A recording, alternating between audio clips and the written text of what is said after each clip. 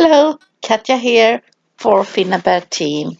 Today I have a wooden piece, like some kind of MDF piece from some furniture left over, and I have chipboards and stencils and um, different items what I will use. I will start by painting my MDF piece with white heavy gesso, and I'm brushing it all over. And when it's dry, because you see the background color still shows, I want to add a little bit texture. So I'm taking like a kitchen sponge and adding a thick coat of the gesso, and at the same time it gives like a fine texture, but not too much. You can do it to add even more texture if you like, and to add some and have something else than a sponge to get like the texture that you like. But I wanted fine texture. Now I'm having two shades of gold of wax, aged brass and vintage gold. It doesn't show if you have one, but I had the feeling to add like two shades. I changed my mind during the process. It's like that, and it's totally okay. When I'm adding now texture, I want to add a little bit more grunginess to my piece, and I don't want to add too much.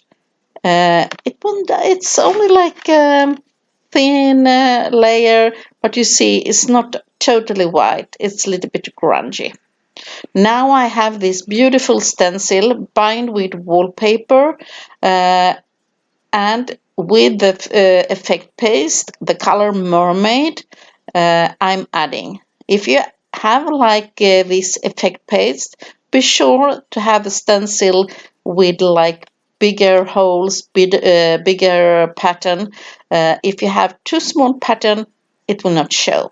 So I'm adding it, and it gives beautiful effect.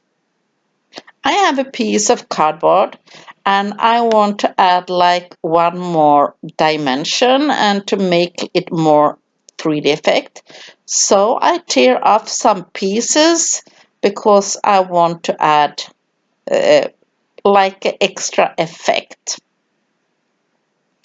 Just to play with different textures. And yes, I'm painting it, and not very well, but a little bit to have like a white color pieces. And be sure, if you like this video, give it a thumbs up. It helps the channel, and please leave us a comment to let us know what you think. Oh, I have the beautiful impasto paint in jade color and the minty color from the patina effect, and I mix them.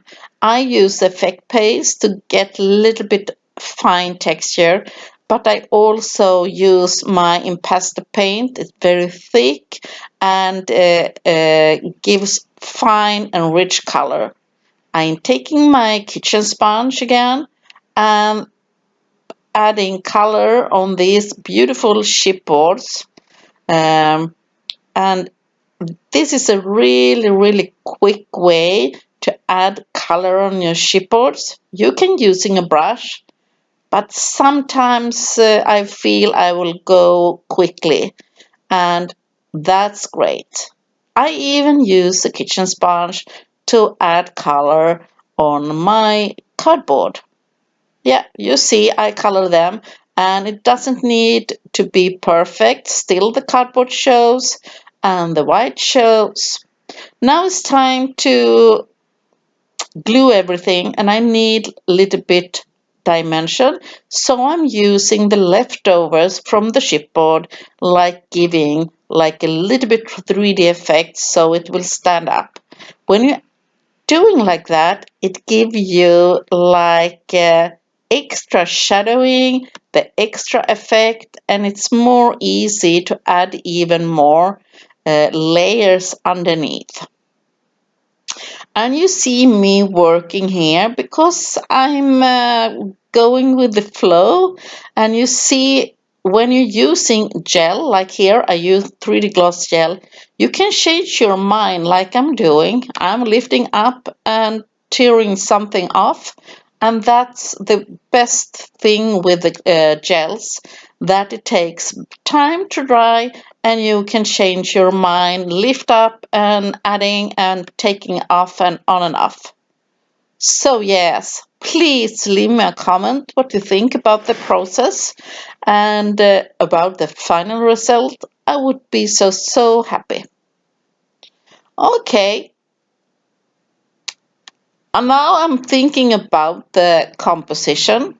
I'm still using the gel. I have like a die cut piece in the center, and again I'm lifting it up and adding a little bit like chipboard because I want a little bit coming up, not so much, even if it's a half centimeter.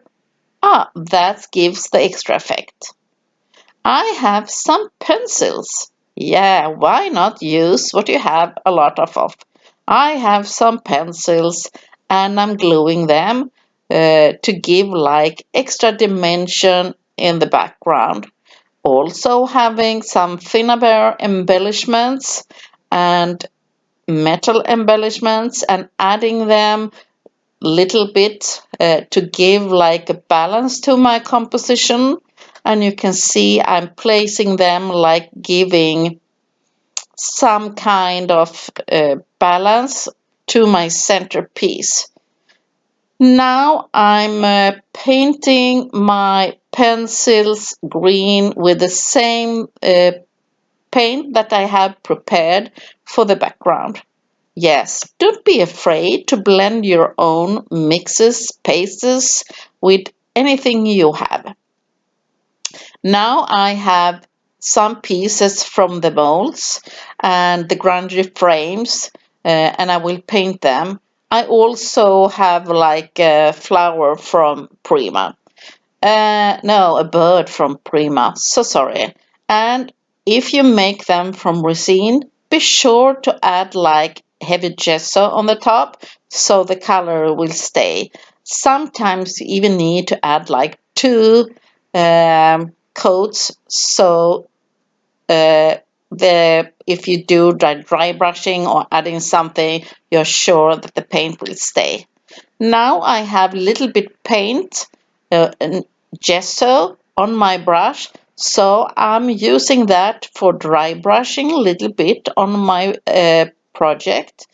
Carefully and not too much paint, and suddenly I get some visitor. My inspector, my cat, is checking out if I'm doing a good work and a little bit help also. Okay, now I paint my frames, small frames, painting them with the same at the background. And you're starting to see my items. And when they are dry, I'm gluing them with 3D gloss gel. And you see the biggest ones are going where my focal point is, and the other ones, I will repeat them.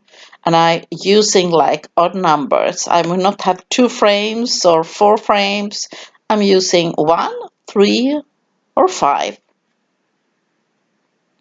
And now I'm trying to add my bird for my focal point and title the label to Dream Without Fear. And now I'm adding like a little bit color to the bird, and I'm using the sparks color, the unicorn's hair. And I'm painting my bird and I spray some water on it. And when you do that on the sparks, the mica powder will stay on the top. So I leave it like that, and it will be only a little bit of the unicorn's hair, goldish color, it will be the mic on the top. I use a little bit of the sparks for like highlighting and giving the extra touch to my project. And I'm using the burnt sienna, a liquid acrylic paint, to give it more grungy effect, more dirty effect, and spraying a little bit, only a little bit water.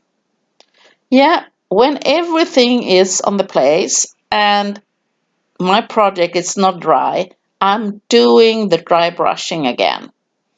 And that is to make the project comes together.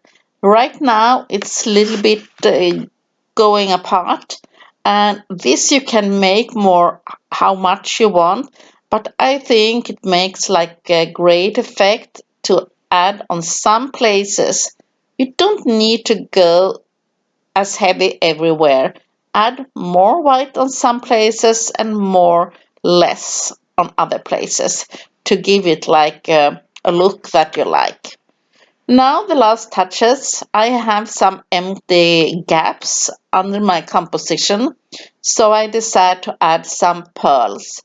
I'm gluing everything with soft gloss gel, and because I have some empty spaces to make it hold better and to make like small details, I like to add small details or different items on the end to make the final touches. So I'm adding some pearls here and there, and I choose the teal, emerald, patina colors, and then I have some extra of the soft gloss gel, and I'm sprinkled some gold glitter here and there. And yeah, I like the effect. And that's my project. I will leave everything for drying, but I'm happy with it. It will come the title on the final touches. And have a great day. Nice to see you. Bye bye.